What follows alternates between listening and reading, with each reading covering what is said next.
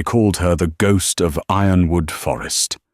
For 10 years she ran with wolves, hunted with wolves, and was a wolf, her humanity buried under feral instinct. She knew nothing but the pack and the absolute protection of the giant, silent black wolf they called Fang. But when armed men captured them both, the girl was thrown in a cage, and the wolf was revealed to be a lie. Her protector wasn't just a wolf. He was Kaelin, the long-lost Alpha King. And the feral girl he'd protected? She was the one thing his enemies would kill to possess.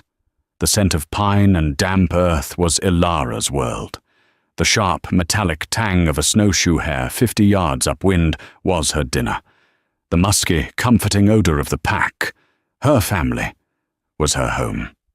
For 10 years, since the world of before had vanished in a blur of screaming metal, fire, and the smell of her own blood, this was all she knew.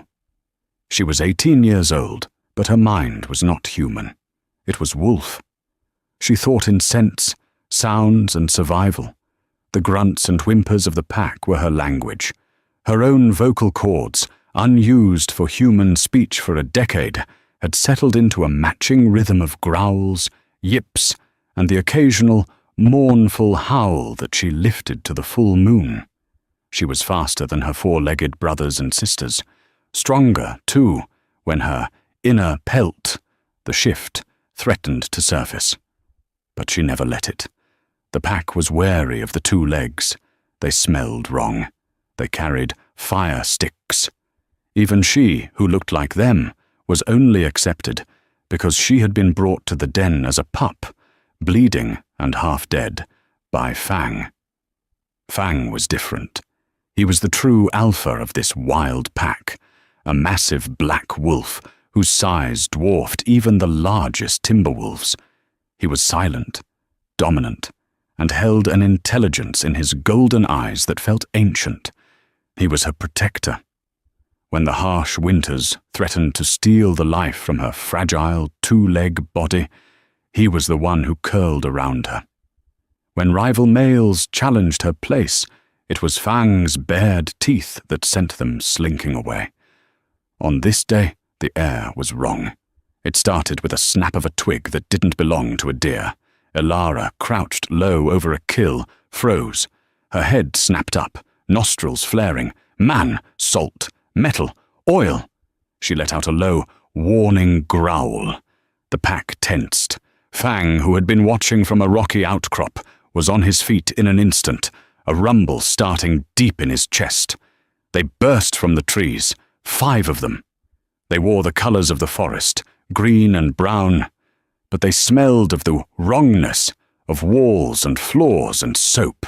They held the black fire sticks. "Hold!" one shouted. His voice was a harsh bark. "There! The ghost!" Ilara didn't understand the sounds, but she understood the intent. Predator. She snarled, baring her teeth, her nails already sharpening into claws. The pack exploded into action, a grey and brown wave of fury. But these men were prepared. Thwip! Thwip! 2 wolves yelped as small darts sprouted from their flanks. They staggered, whimpered, and fell, their limbs twitching. Ilara panicked. She scrambled backward, but one of the men was fast. He raised his stick. Thwip! A sharp, stinging pain bit into her shoulder. She ripped the dart out, screaming, a raw, animal sound. The world began to tilt. The scent of pine turned sour. Through the dizzying haze, she saw Fang. He wasn't running. He was attacking. He launched himself at the leader, a blur of black fur and white teeth. The man yelled in pain as Fang's jaws closed on his arm. "The Alpha! Shoot the Alpha!" Thwip, thwip, thwip. 3 darts hit the giant wolf. He roared, a sound of defiance, shaking his massive head. But the drug was potent. He staggered, his powerful legs trembling. He tried to reach Ilara, his golden eyes wide with a desperate, human intelligence. He collapsed onto the forest floor, his chest heaving. Ilara crawled toward him. "Fang," she whimpered. the one sound that was almost a word. She reached him, her own vision blackening at the edges. She buried her face in his thick fur, her body going limp. The last thing she heard before the darkness took her was the leader's voice, strained with pain. "Gideon, check the wolf. Its size. It's not normal. Bag them both. The king must see this." Waking up was a violation. The first sense to return was smell, and it was wrong. Not pine and earth, but sterile, cold ammonia and the faint, coppery scent of old blood. The second was touch, not soft dirt, but hard, cold metal under her naked back. Ilara's eyes snapped open. She was in a cage, a small, metal box in a room of grey stone walls.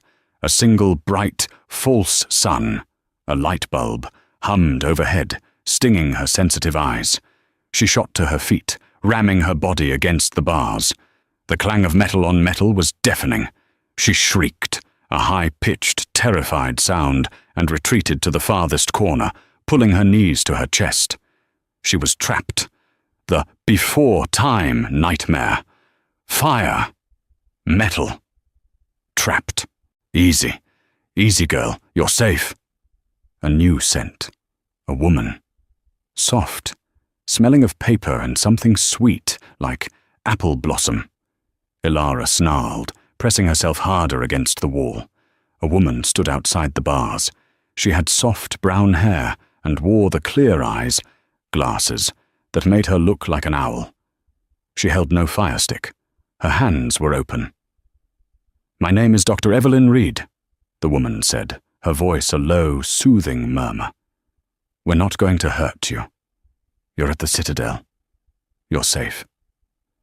Ilara just stared, trembling, her mind unable to process the mouth sounds. They were noise, a threat. "She's completely feral, Gideon," Dr. Reed said, not taking her eyes off Ilara. A man stepped into view. He was the leader from the forest. His arm was in a sling. He smelled of power, of alpha, but he was not her alpha. He was wrong alpha. "I see that, Doctor," the man, Gideon, said. His voice was gravel. 10 years. The reports were true. But what is she? Human? Or one of us? "She's one of us," Dr. Reed said softly. "I can smell it. The ozone. She's a shifter, an omega by the scent of her. Unturned, unclaimed. It's a miracle she survived." Ilara's head was spinning. The room was too small. The air was too still. She felt a panic rising, a desperate need to claw, to bite, to run. She needed the sky. She needed the trees. She needed... Fang. She let out a desperate, whimpering howl. "Fang! Where is he?" "What's she doing?" Gideon asked her. "She's calling," Dr. Reed said, her face pale. "She's calling for her pack, or for him. The Black Wolf. He's in the next cell," Gideon said, nodding to a solid steel door. "We built that transport cage special, heaviest tranquilizers we have. He's been fighting them for 12 hours. Whatever he is, he's not just a wolf." As if summoned, a deafening crash echoed from the next room, shaking the stone floor. It was followed by a deep, guttural roar of pure fury. Ilara shot to her feet. "Fang!" She howled again, a call of recognition and terror. He was here. He was trapped, too. "He's only calm when she's quiet," Gideon noted, rubbing his temples. "And she's only quiet when she can hear or smell him. It's a bond. But it makes no sense. He's a wolf. She's a werewolf." "Nature is full of..." Dr. Reed began, but was cut off. The entire building shook. An alarm blared, a hideous, screaming, metal bird sound that made Ilara clap her hands over her ears. "Intruder alert!" a voice shouted from outside. "Gate breach! We're under attack!" Gideon swore, drawing a weapon from his hip. "Dr. Reed, get back now!" The stone wall of the cell block exploded inward. Dust, shrapnel, and the smell of blood filled the room. Ilara screamed, cowering. Through the smoke, 3 figures stepped in. They were tall, dressed in black armor. They moved with a predator's grace. They, too, smelled of Alpha. "Find the Omega," one of them growled. "Alpha Marcus wants her. Kill the witnesses." One of the black-armored men raised a weapon at Dr. Reed. "No!" Gideon yelled, opening fire. But before anyone could move, a sound ripped through the chaos that dwarfed all others. It was the sound of reinforced steel, tearing like paper. Screech! Boom! The steel door to Fang's cell blasted off its hinges and flew across the room, embedding itself in the far wall. In the doorway, wreathed in smoke and red emergency lights, stood a man. He was naked. He was covered in sweat and streaks of his own blood from where he'd fought the steel. He was impossibly tall, with shoulders as wide as the doorway. His black hair was wild, his features sharp and brutal. And his eyes were the burning, intelligent, golden eyes of Fang. Ilara stopped breathing. The black-armored men froze. They stared. "No," one of them whispered, his voice shaking. "It can't be. He's dead." The man took a step. The power rolling off him was suffocating.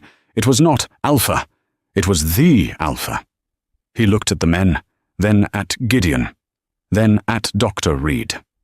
Finally, his gaze locked on Ilara, huddled in her cage. A name, unspoken for a decade, rose from the deepest, most terrified part of the attackers' minds. "Kaelin," Gideon breathed, dropping his weapon and falling to one knee. "My king." The Alpha King ignored him. He looked at the man nearest to Dr. Reed. Kaelin's lips peeled back from his teeth in a snarl that was pure Fang. In a blur of motion too fast to track, he crossed the room, seized the attacker's head, and smashed it into the stone wall. The king had returned, and Ilara, seeing her wolf protector wearing the skin of a man, finally understood. Fang was not a wolf. He was one of them. He was a monster, and he had lied to her. The two remaining attackers didn't hesitate. They were trained, elite. They were also terrified. They simultaneously opened fire. The sound of automatic weapons in the confined space was a physical blow, deafening and brutal. Ilara shrieked and curled into a ball, a primal terror gripping her. Kaelin didn't flinch. He moved like a shadow, a force of nature. The bullets, even the silver-laced ones, seemed to tear through his skin, only to be pushed out an instant later by a healing factor, so potent it was visible. He didn't just fight them, he dismantled them. He broke the first one's arm with a sound like a tree branch snapping, then used the man as a shield against the other's fire. He threw the body aside and closed the distance. The fight was over in less than 10 seconds. It wasn't a fight. It was an execution. Silence descended, heavy and thick, broken only by Ilara's panicked breathing and the drip of blood from the king's knuckles. Kaelin stood in the center of the room, his chest heaving. He was magnificent and terrifying. He was the apex predator she had known all her life, but now he was in the wrong skin. My king," Gideon stammered, still on his knee, his head bowed. We thought you were dead." 10 years. Kaelin turned his golden eyes, still blazing with the fury of the shift, onto his beta. His voice, when it came, was a low rumble, rusty from a decade of disuse. "Gideon." It was one word, but it carried the weight of 1,000 commands, a decade of pain, and the absolute authority of a king. I have been searching," Gideon said, his voice thick with emotion. "Every day. I never gave up." Kaelin's gaze softened, just a fraction. He nodded once. Then his attention snapped back to the more immediate problem. He looked at Dr. Reed, who was pressed against the wall, white as a sheet but unharmed. He gave another curt nod, a gesture of thanks for her presence, perhaps. Then he turned to the cage. He turned to Elara. She whimpered, pressing herself so hard against the bars she risked breaking her own bones. This man was her protector? The warm fur, the safe rumble, the lick on the cheek. It was him? She felt a profound sense memory. The before time, the fire, the men who smelled like him, like Shifter, pulling her mother from their home. The smell of gasoline, the screaming. He was one of them, the skinwalkers, the monsters. Elara, Kaelin said. His voice was softer now, but it still vibrated with power. She shrieked at the sound, a raw denial. Kaelin's face, carved from granite, cracked with a deep, profound pain. This was not the reunion he had imagined. For 10 years, he had been her silent guardian. Now she looked at him with the same terror she had shown the men who had just tried to kill them. He ignored Gideon, who was scrambling to his feet. "Get me clothes and secure the citadel. They will send more. Send word to the council. The king is back." "Yes, my king," Gideon said, practically running from the room. Kaelin turned back to the cage. He slowly, deliberately knelt, bringing himself lower. He was trying to make himself smaller, a gesture he had used 1,000 times as Fang. "It's me," he growled, the sound caught between man and wolf. "Elara. It's Fang." To prove it, he did the one thing he knew might reach her. He closed his eyes, and with a sickening sound of cracking bones and shifting muscle, his hand contorted. Fur sprouted, his fingers elongated. In seconds, his human hand was a giant black wolf's paw. He pressed it gently against the bars. Elara stared. The paw. His paw. The paw that had nudged her to safety, that had pinned her in play, that had rested on her back as she slept. Hesitantly, trembling, she reached out. She touched the fur. It was real. Then, with another groan, he shifted it back into a human hand. Elara recoiled as if burned. She scrambled back, shaking her head violently. No, it was wrong. It was a trick. Kaelin let out a long, ragged breath. He had protected her from the forest, from starvation, from rival wolves, but he had not protected her from the trauma that had put her there, the trauma he had failed to stop a decade ago. He stood up, his royal authority returning like a shroud. He looked at the lock on her cage. "She needs a room." "Not a cell," he commanded to the empty air, knowing he'd be heard. He grabbed the steel bar of the lock and, with a single, effortless grunt, tore the entire mechanism from the door. He pulled the door open. Elara screamed and threw herself at the back wall, snarling, her own eyes flashing a faint, terrified blue, the color of an omega. Kaelin stopped. He wouldn't force her. He had broken her trust by becoming a man. "Dr. Reed," he said, his back to the doctor. "Yes, Alpha. King," she stammered. "You will help her. You will teach her. You will fix what was broken." His voice was heavy. "Gideon will give you anything you need. You will answer only to me." And you?" Dr. Reed asked, finding a sliver of courage. Kaelin looked back at the girl, his feral ward, his greatest failure and his only secret. "I," he said, his voice raw with a grief 10 years old, "have a kingdom to reclaim, and a rival to burn to the ground." The days that followed were a new kind of prison for Elara. She was moved from the cell to a room. It was larger, with one wall made of shatterproof glass that overlooked a contained forest. A garden, they called it. It had a soft, square den, a bed, and a water hole in the wall, a bathroom. But it was still a cage. Dr. Evelyn Reed became her new, permanent shadow. She was patient. She never raised her voice. She never smelled of anger. She would sit just outside the room at first and make mouth sounds. "My name is Evelyn," she would say, pointing to herself. Evelyn. Then she would hold up a picture, a red, round thing. Apple. Ilara would just watch, her eyes cold. She didn't want apple. She wanted the sharp, hot taste of hair. She didn't want Evelyn. She wanted Fang. But Fang was gone. In his place was Kalen. He would come every night. He would stand outside the glass wall, dressed in the dark, severe clothes of the wrong skin. He was clean. He smelled of soap and leather and power. He no longer smelled of pine and damp earth. He no longer smelled like home. He would just stand there, watching her. He tried to speak to her, his low voice vibrating through the glass. But she would turn her back, curling up on the bed and facing the wall. He was the king. The word was spoken in hushed, awed tones by everyone. Gideon, the guards, the old woman who brought her food.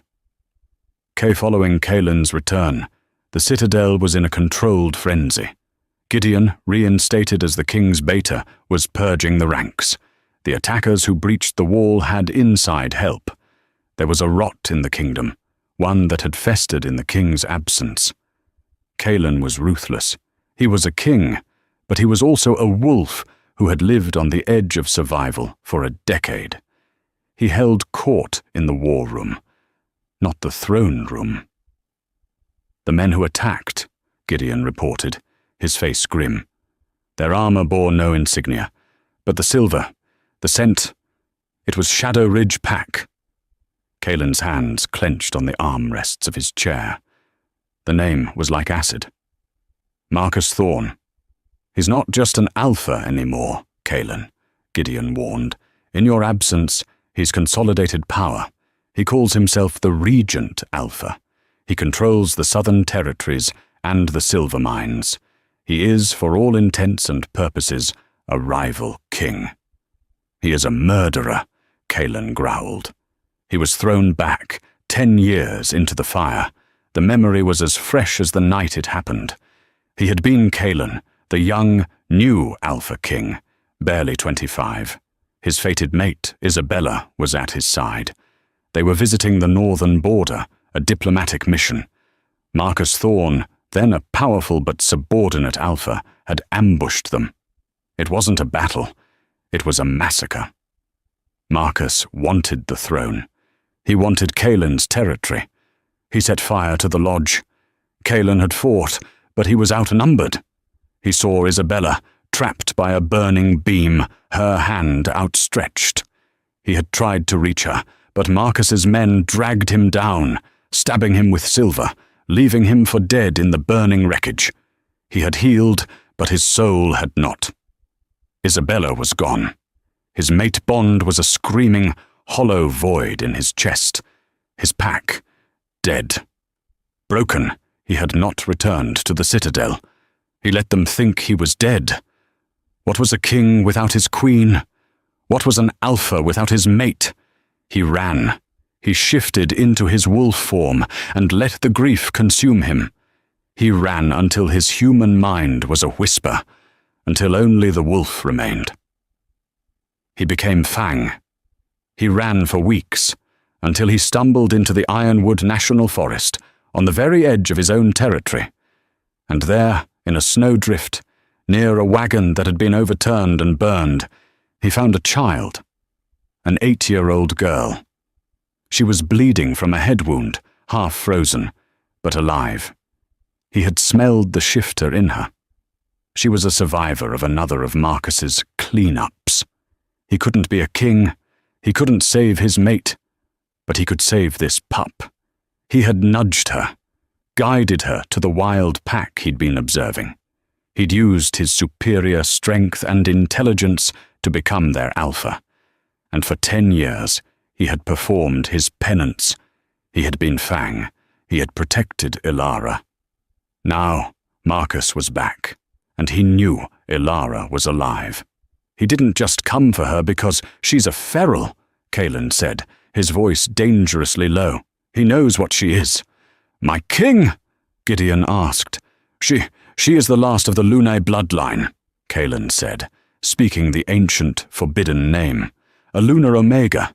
I recognized the scent, even when she was a child. It's why he hunted her family. It's why he burned that wagon.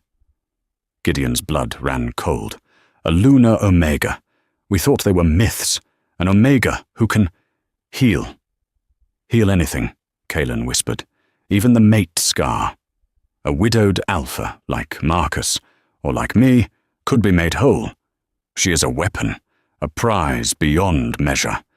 And I just let her live wild, like an animal. His self-loathing was a tangible thing.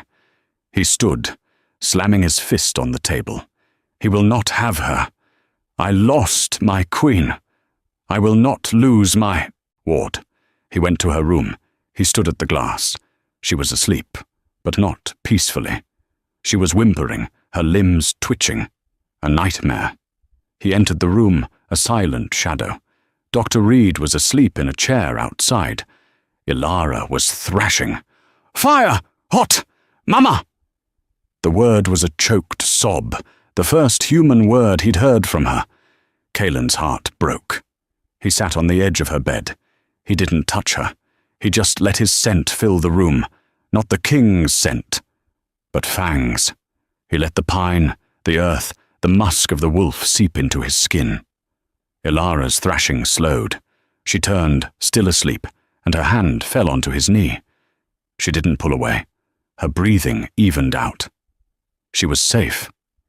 Kaelin sat there until dawn, a stone statue. He was her protector, but he was also her monster. And the man who had ruined both their lives was coming. Alpha Marcus Thorne surveyed his court at Shadowkeep. It was a fortress of black stone and cold iron. His power was absolute. His pack was a disciplined army. Yet, for all his strength, he was incomplete. The mate bond, severed by his own hand when his fated mate had refused his dark ambitions, was a constant, dull ache. It made him irritable, prone to rages. He needed the lunar omega. He had thought her dead, lost in the fire with the rest of her useless family. Then, the report. "She's alive," his Reaper scout hissed, kneeling on the floor. "The Ironwood ghost. It's her. She's at the Citadel." Marcus went still. The Citadel?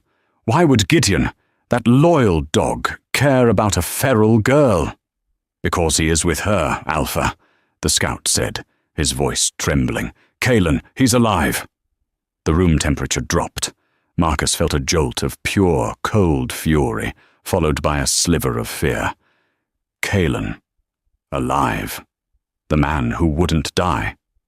He was the Black Wolf, the scout hurried to explain.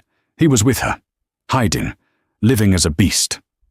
Marcus began to laugh, a cold, harsh sound. The great king, reduced to a common animal, hiding in the dirt with my little Omega prize. He smiled. "This is perfect. He has kept her safe for me. And now I will take her, and I will finish the job I started 10 years ago." He turned to his warriors. "Prepare the strike team, all of them. We are going to the Citadel. I will rip his kingdom from his hands, and I will claim my Omega." Back at the Citadel, the tension was a coiled spring. Kaelin had doubled the patrols.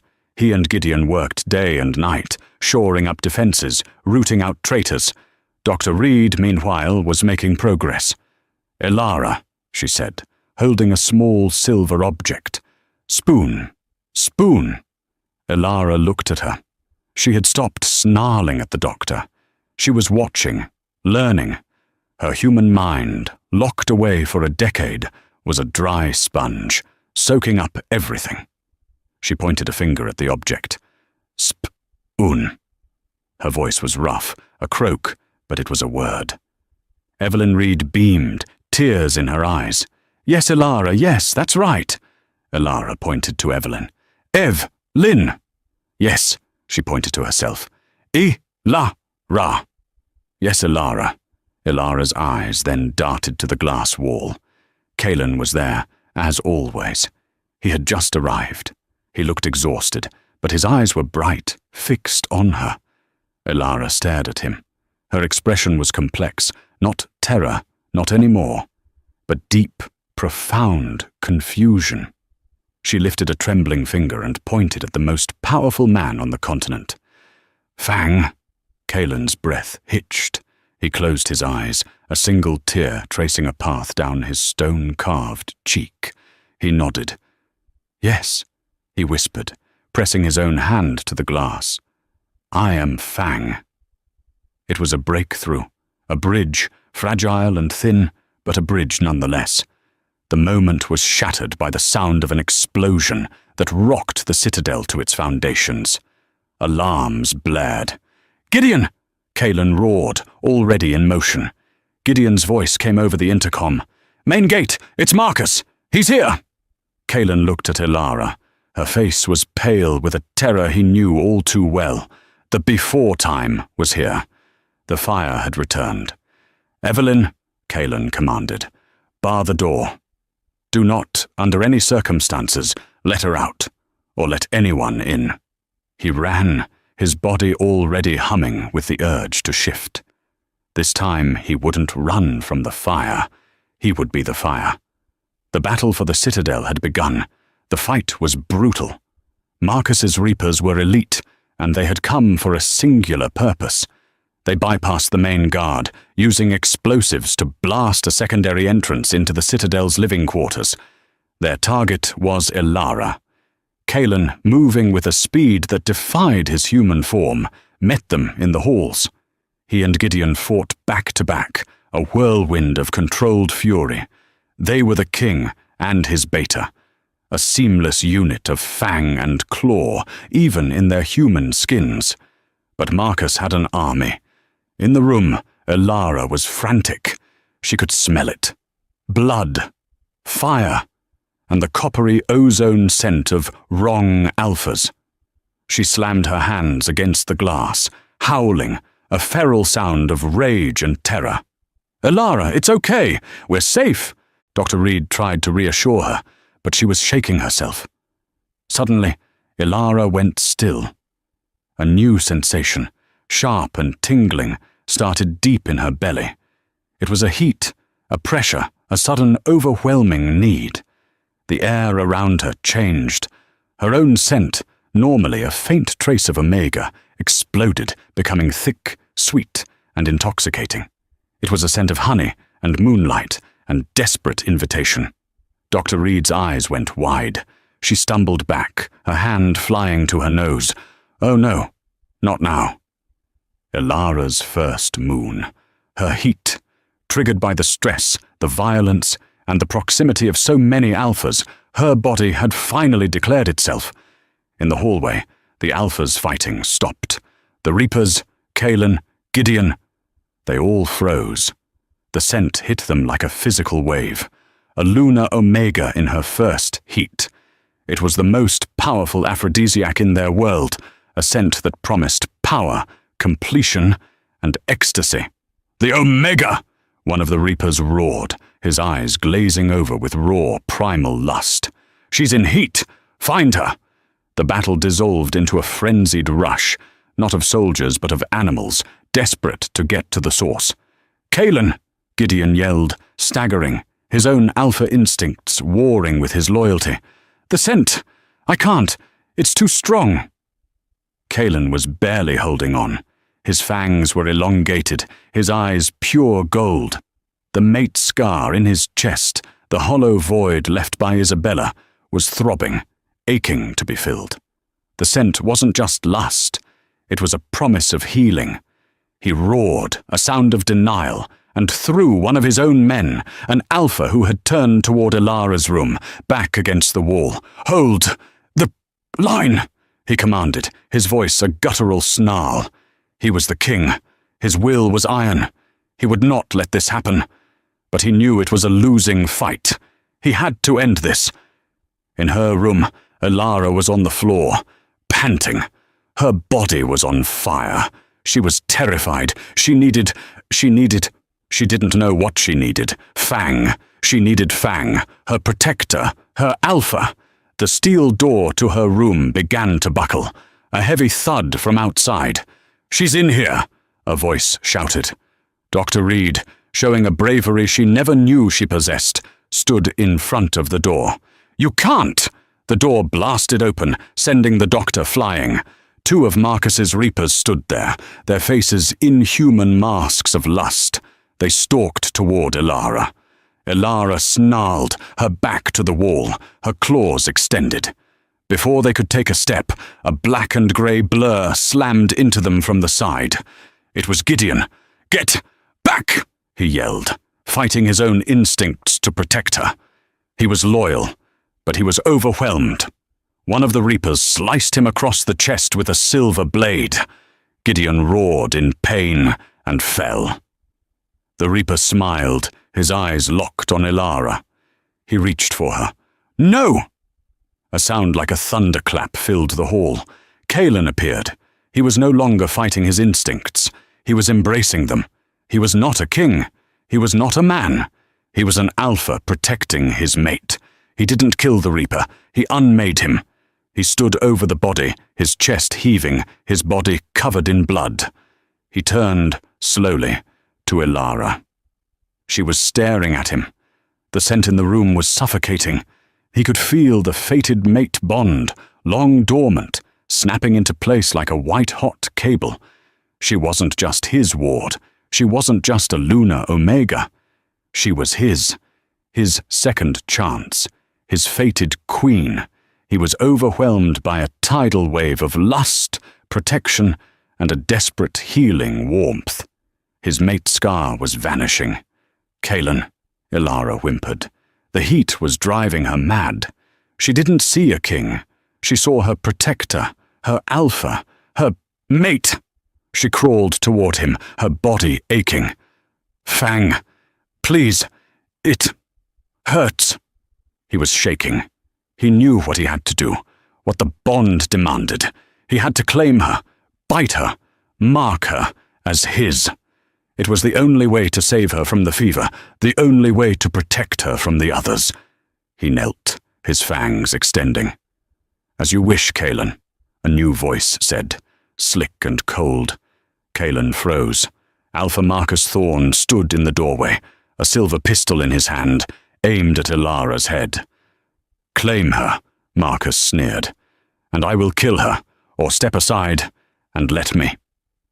The world compressed to the space between the three of them. Kalen was frozen, trapped between the primal urge to claim his mate and the cold silver threat of the gun. The heat in the room was a physical thing, a fog of pheromones that made the air shimmer. "You're a fool, Kalen," Marcus hissed, his own face a mask of sweat, his knuckles white on the grip of the pistol.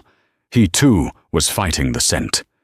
"You hid in the woods for 10 years, playing wolf daddy to the one thing that could have saved you."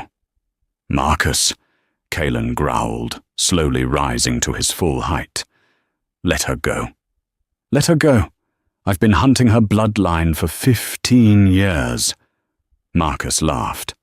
"You thought my attack on you was about a throne? You thought I burned her family's wagon for practice? It was always about her, the last lunar omega." Ilara was panting, her mind a swirl of heat, terror and dawning comprehension. He was the before time, the fire, the screaming, the wrong alpha from her nightmares. "You," Ilara whispered, the word a rasp. Marcus's eyes snapped to her. "It speaks." He smiled. "Yes, little wolf. Me. The man who killed your mother. The man who would have killed you if you hadn't slipped away." "Why?" Kalen demanded, his body vibrating, ready to spring. "Why?" Marcus yelled, his composure cracking. "Because of this power. The power to heal the mate scar. The power to force a bond. She isn't just a healer, you idiot. A lunar omega can bind any alpha, fated or not. She is the ultimate kingmaker. And she was mine." Kalen's blood ran cold. Force a bond. Marcus didn't want to be healed. He wanted to use her. To bind her. To enslave her power and unite the packs under his unbreakable, unnatural control. And you, Marcus sneered at Kaelin, you were just a bonus. I killed your mate to break you. I took your pack to weaken you. And now, I will take your new mate right before your eyes. He shifted his aim from Ilara to Kaelin's chest. I'll kill you, claim her, and her power will heal me. I will be king, and she will be my pet. It was the fatal mistake. He took his eyes off Ilara. In that half-second, Ilara's world snapped into focus. The heat, the pain, the confusion, it all burned away, replaced by a single, sharp, feral instinct. The same instinct Fang had taught her. Protect your pack. Kill the threat. She didn't scream. She didn't cry. She howled.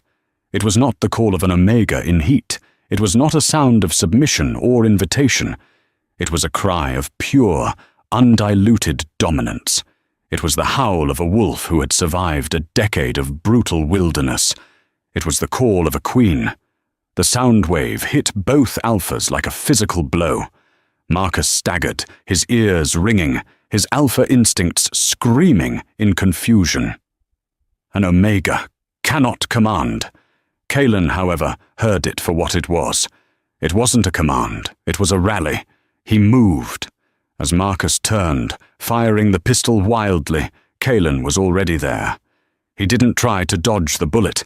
He took it high in the shoulder, the silver burning. But he didn't stop.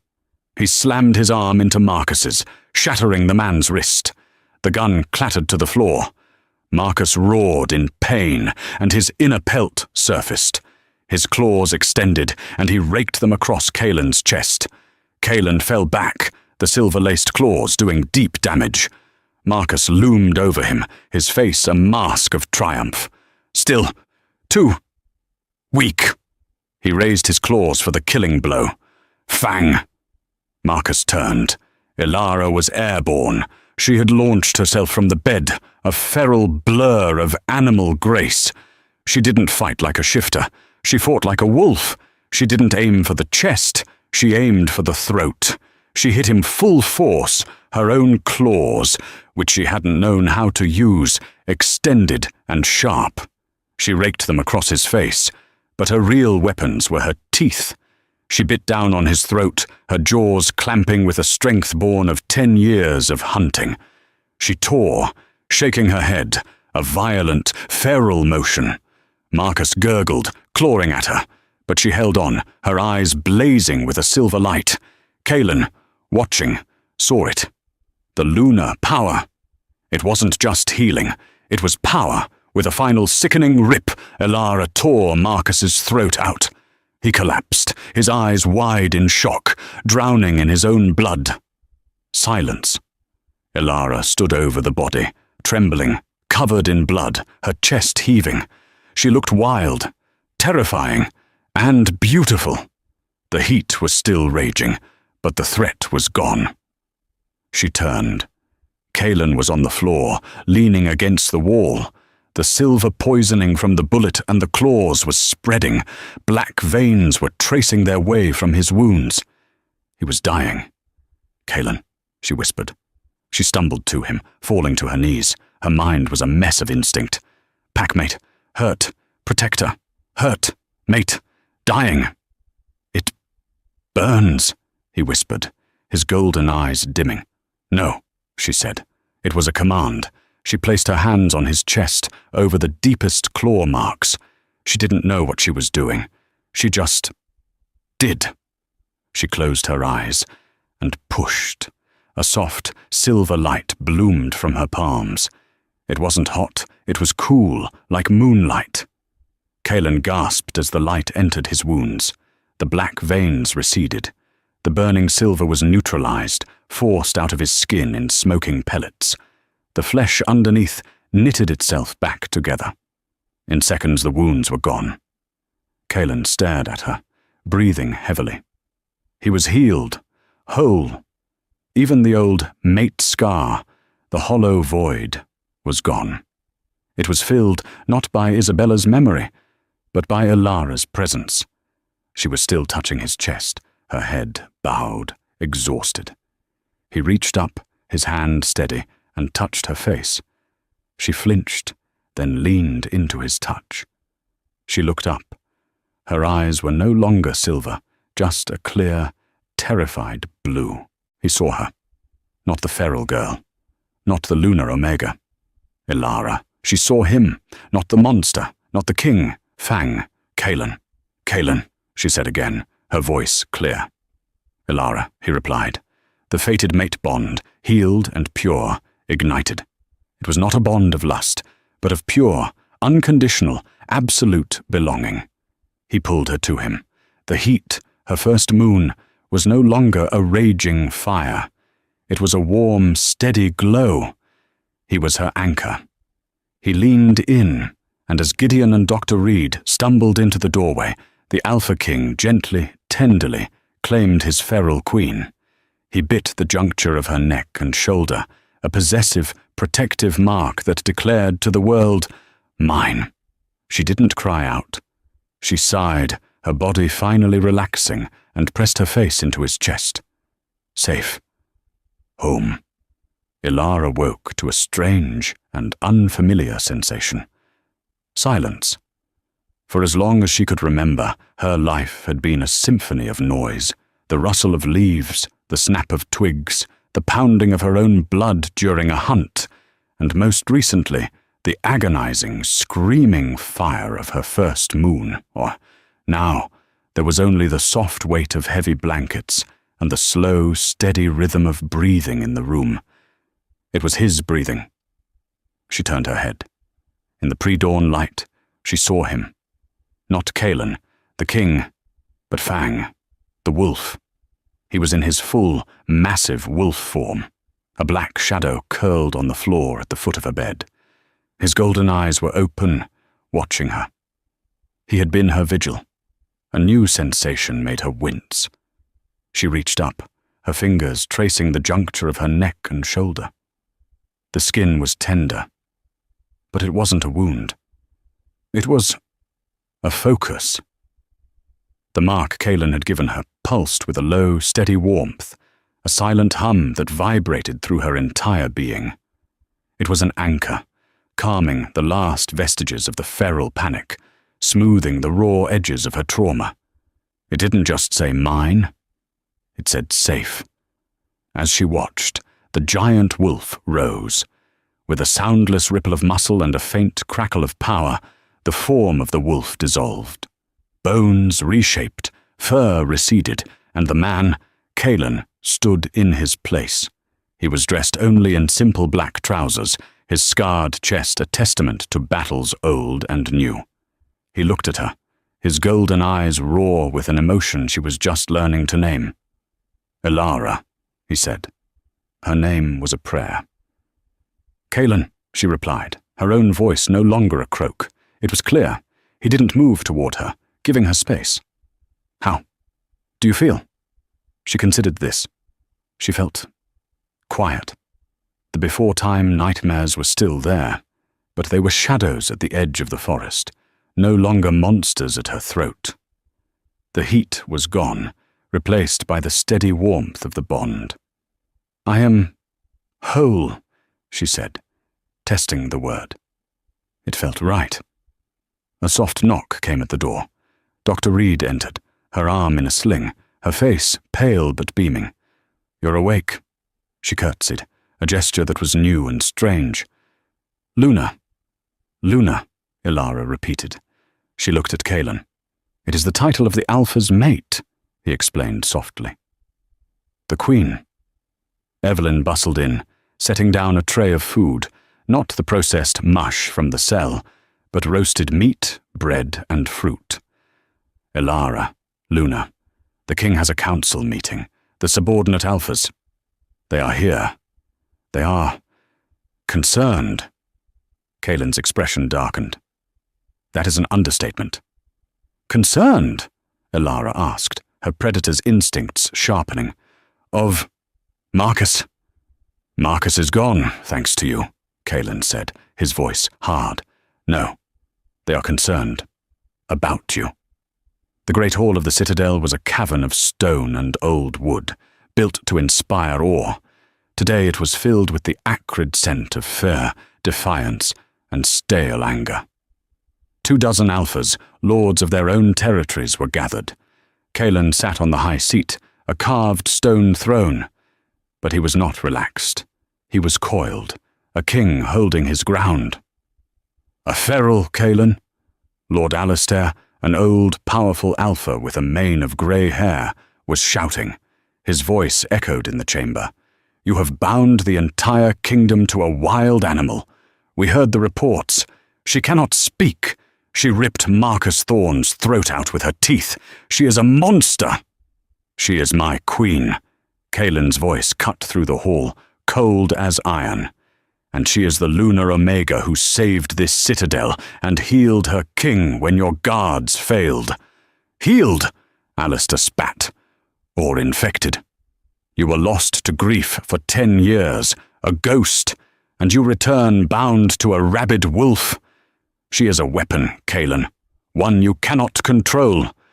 What stops her from turning on us when the moon is full? What stops her from ripping our throats out?" "She did in 10 seconds what none of you," Kaelin said, his voice dropping to a dangerous whisper as he stood. "Dared to do in 10 years. She ended a tyrant. You will show her respect." "Respect?" Alistair laughed, a harsh, barking sound. "That thing? She will be your downfall. The people will not follow a savage. Marcus may be dead, but his ideals of purity and strength remain. You show weakness by binding yourself to a broken feral girl." "She is not broken," Kaelin stated, his power rolling off him, pressing the other alphas into their seats. "She is pure. She survived what would have killed any of us. She is stronger than all of... I am here." The voice, a clear, low alto, cut through the tension like a silver blade. The hall went silent. Every alpha turned. Elara stood in the main doorway. Gideon, his chest bandaged, stood beside it. He had seen her approach and had immediately, respectfully, stepped aside and bowed his head. She was barefoot. Her feet, tough and calloused, made no sound on the cold stone floor. Dr. Reed had given her a simple, dark green dress, but on her it looked regal. Her black hair, brushed and clean, cascaded down her back like a wild cape. She wasn't wearing jewels or a crown. She didn't need to. She walked into the hall. Her gaze, clear and intelligent, swept over the room. She was not a frightened girl. She was not a prisoner. She was a predator, assessing her new territory. She met the eyes of every glower, every sneer. She was not intimidated. She had faced starving bears and rabid wolves. These men were just loud. She walked directly to the dais and stood beside Kaelin, not behind him. She placed her hand on his arm, over the spot where her mark on him lay hidden. It was a silent, public claiming of him. The bond pulsed between them, visible to all as a faint shimmer of power. Alistair, furious at the interruption and the show of unity, sneered. "So, the pet has learned to walk on 2 legs. Tell us, girl, did the king teach you to fetch? Or do you just kill on command?" Elara turned her head slowly. She met his gaze. The hall was so quiet, a pin drop would have sounded like a thunderclap.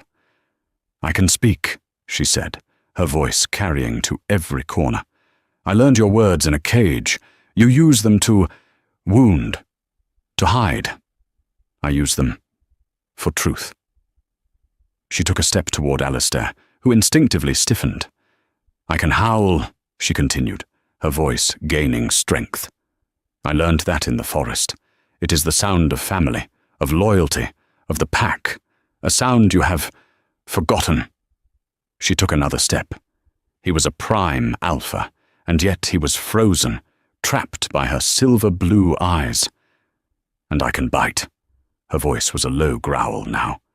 "I learned that from my enemy, The one I killed. She tilted her head. He and you smell the same. Insolence, Alistair roared, but there was a tremor of fear in his voice. Fear, Elara identified, her voice slicing through his. She turned, addressing the entire room. You fear what you cannot cage. You fear me. Because I am not soft. I am not Alpha. I am not Omega. I am the wild. I am the pack. I am the one who survived when your world burned. She pointed a finger at Alistair. You sit in your stone house and talk of honor while a monster rules. I sat in the dirt and learned justice. I did not kill Marcus Thorne because I was commanded. I killed him because he was wrong. He was a sickness in the pack. I ended him. She turned back to Kaelin, her expression softening. Her voice, though, remained strong, for all to hear. Kaelin is your king. He is my mate. He is my fang. She smiled, a quick, dangerous flash of white teeth. And I am his. This is our territory. Now, you are our pack. Her gaze swept the room one last time, hard and uncompromising. You will be loyal, or you will be the enemy. Choose. The choice was clear. Loyalty or exile. She had not just claimed Kaelin, she had claimed all of them. The sheer, untamed, lunar power radiating from her, backed by the unshakable iron of the healed king, was a new, undeniable force. Alistair, a politician to his core, recognized a fundamental shift in power. He saw her not as a broken thing, but as the very definition of strength.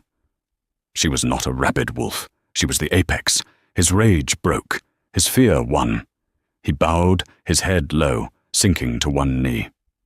Luna, he said, his voice thick with submission. One by one, like a wave, the other alphas knelt. Kaelin stood, pulling Elara to his side, his hand grasping hers. He looked at her, his heart so full he thought it might burst. He was the Alpha King, but he had been lost, broken by grief. She, the feral Omega, had been a girl, broken by trauma. Together, in the heart of the wild, they had saved each other. And now, the feral queen had taken her throne. And so, the feral Omega became a queen, and the broken king found his purpose. Their story was not one of taming, but of healing. Elara taught Kaelin how to live and lead again, and he gave her a world where she could not only belong, but rule.